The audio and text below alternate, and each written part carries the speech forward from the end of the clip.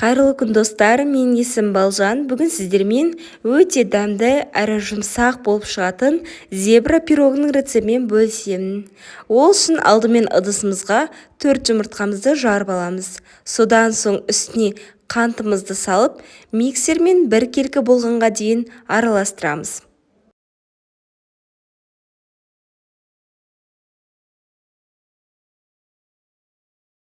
Миксермен жақсылап осылай көпіргенше араластырып алғаннан соң үстіне 200 грамм қаймағымызды салып тағы да миксерлейміз.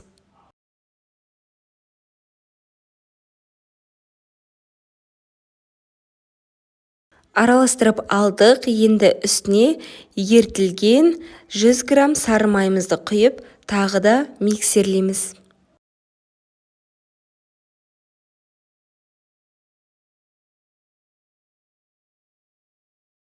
Араластырып болдық. Енді ұнымыз бен содамызды алдымен бір ыдыста араластырып аламыз. Содан кейін аз-аздан сетодан өткізе отырып, массамызға қосып, миксермен бір келкі болғанға дейін араластырып отырамыз. Барлық қажетті заттардың мөлшерін описанияға жазып қоямын, сол жерден қарасаңыздар болады. Мен ұнды 3 бөлікке бөліп араластырдым.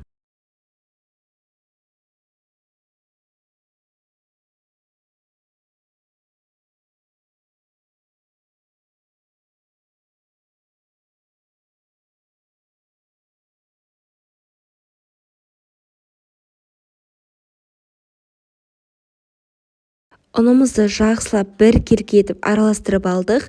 Ендігі кезекте массамызды 2 бөлікке бөліп аламыз. Оның жарты бөлігіне какао қосатын боламыз.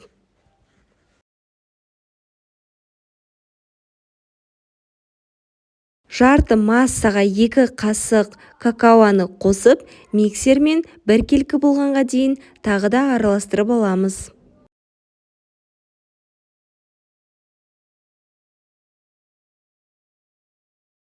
Араластырып болдық. Енді массаларымызды жинақтайтын боламыз. Мен ол үшін 240 сантиметрлік табаны қолдандым. Осылай табаның астына пергамент қағазын жайып, ең астына бірінші 2 ас қасық ақ массамыздан, содан кейін 2 ас қасық какаолы массамыздан бір-бірінің үстіне қасықпен құйып шығамыз.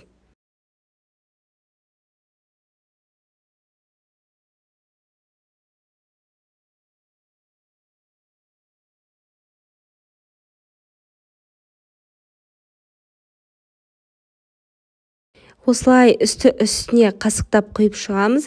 Біздің массамыз өзі жайылатын болады. Барлығын видеода көрсеткендей жасаңыздар. Енді мінекей біздігі осындай болып шығады. Соңғы бөлшектерін құйып шықтым.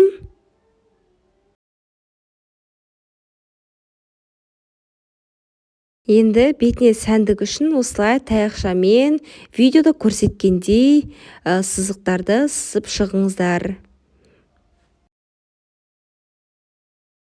Өте әдемі болып шығады. Осылай өрнектерді сызсаңыздар, гүл сияқты пирогтарыңыз әдемі дастарханның сәнін келтіріп тұрады. Енді дайын болған пирогымызды қызып тұрған пешімізде 30-40 минутта пісіріп аламыз. Піскен уақытында зубочистканы тығып көрсеңіздер болады. Егер де сіздердің таяқшаларыңыз құрғақ шыққан жағдайда, онда пирогтарыңыз пісті деген сөз. Мінекей менің пирогым 40 минутта пісіп шықты. Өте дәмді болып шығады, әрі жұмсақ. Сіздерге де жасап көруге кеңес беремін. Және менің каналыма жазылуды ұмытпаңыздар. Мен сіздерді күтемін. Осы рецептпен міндетті түрде жасап көріңіздер. Сіздердің де пирогтарыңыз көтеріліп, әрі дәмді, жұмсақ болып шығады.